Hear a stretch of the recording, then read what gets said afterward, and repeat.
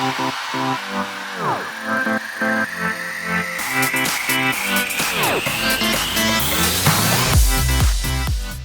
guys, welcome back to our channel. I'm Ebony and I'm Erica, and for today's video we are breaking all the rules, y'all.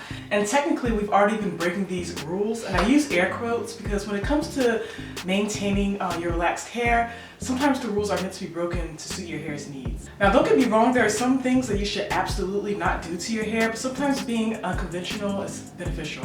For example, when it comes to how long you should wait to get your next relaxer, 8 weeks still seems to be the standard advice for how long you should wait. While I personally don't have a rule for time frames between relaxers, I do recommend and practice relaxer stretching.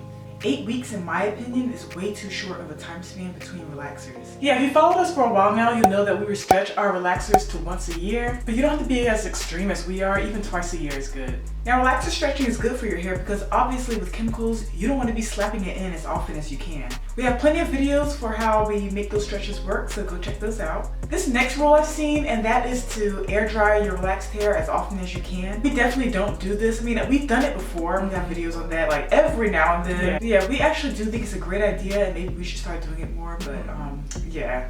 I've done it one time before. Yeah. Our hair, I don't know, our hair just, yeah, we do it more in the summer, and that's Yeah. because like, I don't know, it's too hot, and like when I wear my hair straight, I don't want it, it's too hot for it to be on my back. Right. So I just like to, It's like, much more beneficial for us to just do it in warmer weather. we do air dry styles like braid outs, twist outs, Yeah. whatever during the summer. And the reason why we don't really air dry as often as we can is because I feel like wash days will be more frequent than what we do now, which is once a month.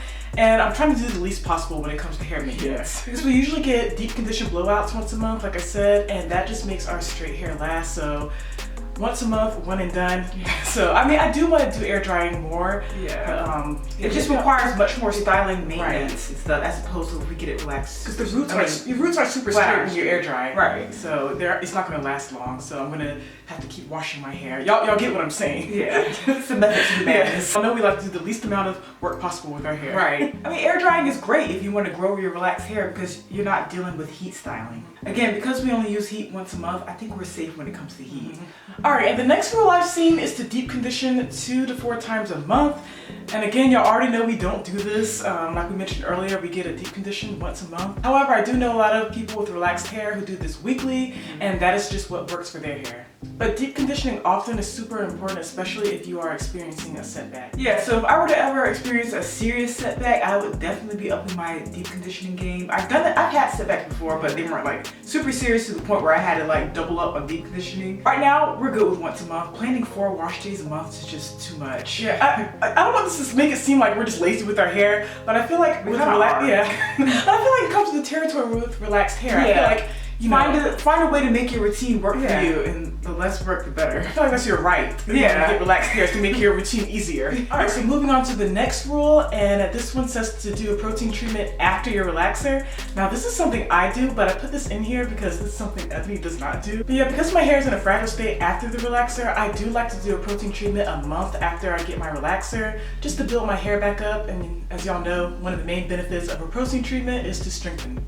Okay, so here's my take on that. I try to do my protein treatments before I get a relaxer because I want my hair strong enough to take on the relaxer. Now, granted, relaxers tend to dry out your hair. I mean, that's the nature of it. You know, and like Erica said, they can break down your hair, so you want to keep it strong afterwards too. But in my mind, I'm like, okay, so wax gonna dry out my hair. My next wash day should be like a moisturizing deep condition. So that's how I think about it and stuff. It's kind of, it's cool hearing how you think about it than my take. Protein treatments can dry out your hair, right?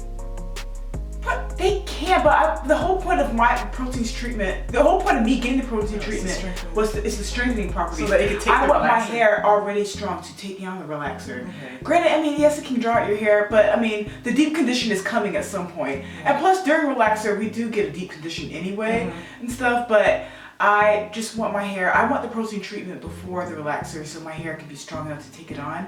And like Erica said, you can do it after. You know, I think I feel like this is a rule that works both ways. So yeah, just comment below. Do y'all do y'all's protein treatments before or like a month after you're getting relaxer? Yeah, I want to know too. Interesting. But all the articles I've seen or all the rules I've seen is to do it after to build the hair back up.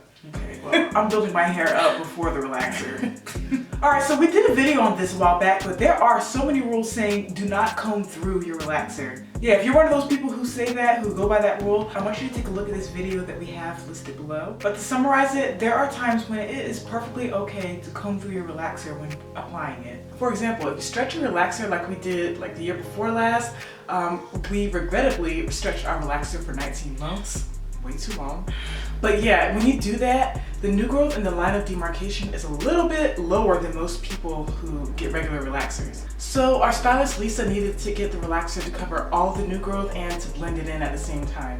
Combing the relaxer on stretched hair like ours helps the relaxer to blend into the new growth, and by combing it, you're creating that tension that will make the roots straight. And y'all, we only relax our hair once a year, so we really don't want that one time to be the time when we get under processed relaxed hair. Again, check out the video, and it's only because we stretch for so long. Normal relaxer applications really don't require combing. And the last rule we don't really follow is to trim every 6 weeks. I think you guys know that. And we get comments all the time on our ends. Right. It's not even that bad. Right. Anyway, this was an age-old rule that kind of applied to all hair types, but now I don't think people really follow that anyway. There's no set date to trim your hair. Yeah, always trim when needed. If your ends are perfectly fine and you decided to trim just because it's the 6-week mark, you will never see growth. Your hair just won't grow because you keep chopping it off. Right. There have been times when we've gone a whole year and have only trimmed like once or twice, and then there are other times where we've trimmed like more than that, like maybe 3-4 times a year. It just depends on how you take care of your hair or if you're having setbacks, etc. And this video is not a do what we do type of video. We just like to give advice for those who relax their hair. Some of y'all's relaxed hair routines are similar to ours, some of y'all's are completely opposite. And it's okay to just look at these rules and tailor it to your routine. And as always, come join us in the comment section so we can have a nice little chat. Let us know which rules you don't follow. By the way, I get a lot of advice from you guys. Y'all leave don't feel scared to leave full comments because I read y'all's routines and you leave these long comments explaining your hair routines. I really appreciate those comments because you're taking time out to explain what exactly you do. Because I look at those hair routines and I'm like, okay, so maybe I can apply that. Sometimes I've been taking little notes. Right, me too. I take little notes and stuff, and sometimes that's where some of our video topics come from and stuff because we try it out and it works. So if it's long, don't worry about leaving a long comment. We will read it, it's fine. Long, short, medium-sized comments, we love them all. So yeah, let us know your routines, which rules you follow or which rules you do follow. All in the comment section below, and yeah, we'll come and talk to you guys. Thank you so much for watching, and we'll see you guys next week for another video. Bye!